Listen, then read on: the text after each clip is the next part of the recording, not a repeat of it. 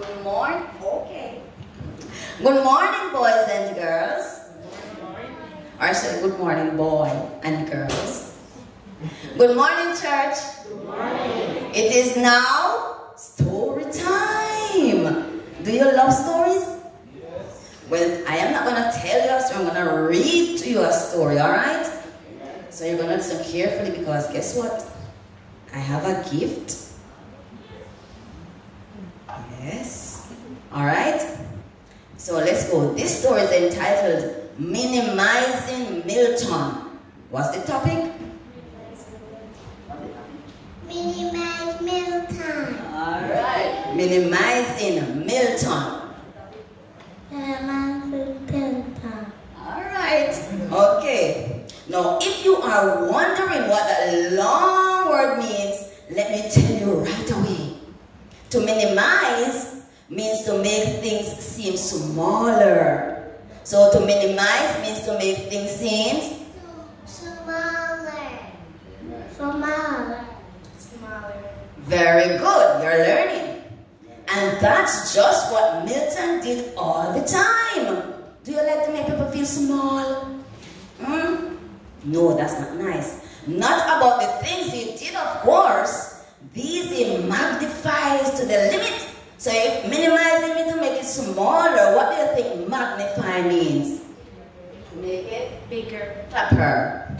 Very good. It means to make it bigger. And magnify means to make things seem bigger. But when it came to what his sister did, or what the other boys and girls at school did, he minimized them as much as he could. He seemed to hate giving credit to anybody except himself. If another boy hit a boundary at cricket, he would just say, oh well, it wasn't all that brilliant. But if he hit a boundary, he would come home boasting. That ball would have gone clean over the grandstand if there hadn't been a grandstand there. If a girl in class got full marks in some subject, he would say, she got lucky. Bet it doesn't happen again. She's not much good anyway. But if he got full marks, you would think he was about to be appointed professor. You know what's a professor? A professor? A teacher, all right?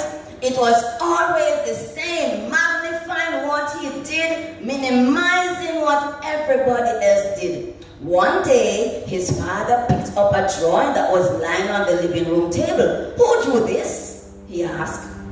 It's really very, very good. We must have a budding artist in the family. Did you do it, Milton? No, that was this. It's not too bad, I suppose. But I expect she traced it. So you don't give me the credit that she drew it, you know? Say traced it, she traced it. I did not, cried sis, coming in at that moment. I drew it all by myself, Dad. I'm sure you did, he said, and it's good. No better than that. It's very, very good. You like to be congratulated, not you?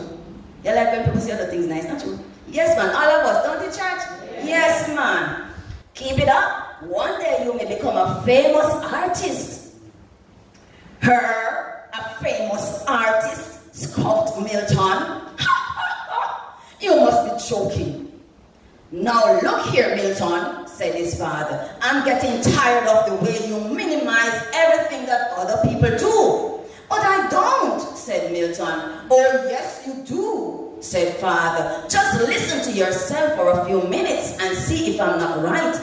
Then listen to the Jones boys. He's always trying to say something nice about other people. You never hear him say a mean thing about other people. You never hear him say a thing about himself. As for you, yourself seems to be your favorite subject. Do we have anybody here like that? Well, he's a sissy. You hear that word? Milton replied. Because the boy talk about nice things about other persons, he said the boy is a sissy. He's no good at cricket. Or, there you go again, Milton. Just as I told you, I can't mention anybody's name to you without you running them down. Milton was silent. He was thinking, could that be right? Was he always minimizing? Milton, said his father, Why not try a little spot of magnifying for a few days and see what happens? I don't mean magnifying what you do, but magnifying what other people do. I think everybody would like it a lot. Maybe he could begin with me, said Sis, with a cheeky little smile. I'd like that. That would be hard, exclaimed Milton. But it was supposed. No, it wasn't as hard as he had supposed. The next time Sis drew a picture and he was about to say all sorts of cutting things about it, he changed his mind. You know, Sis, he said, there's something good about your picture. Really, I like them. You've got a gift. No doubt about it. That's right. You'll be a great artist one day. Isn't that nice of Milton? So now Milton is being transformed. Do you know who is transforming Milton right now? Who do you think is transforming Milton? God. Very good, God. He's listening to the Holy Spirit. Sis was so taken aback that she nearly fell off her chair. It was too much to take all at once. Milton, she cried happily. Did you mean that? Really? That's the nicest thing you ever said to me. Without another word, she jumped up and kissed him on the cheek. Mwah! Now it was Milton's turn to be surprised. What? He thought Sis would be so, he didn't know Sis would be so nice to him. Then and there he decided to do a little more magnifying. He would try it on Dad and Mom and the boys and girls at school. He did, and guess what? Every time he did it, it worked. People began to say, Milton has changed. You know, he stopped bragging about himself. He says nice things about other people. Milton soon found that building up other people was far more satisfying than boasting up himself. People became more confident and more friendly.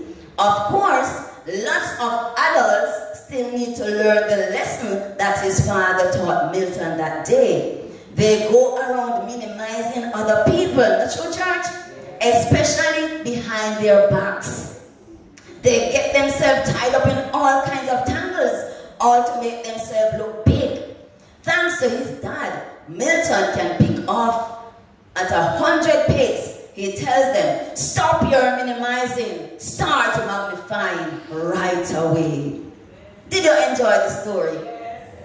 Yes, and it's a lesson for all of us. Now big up on yourself, big up other people. Alright? Now, what's the name of the little boy in the story?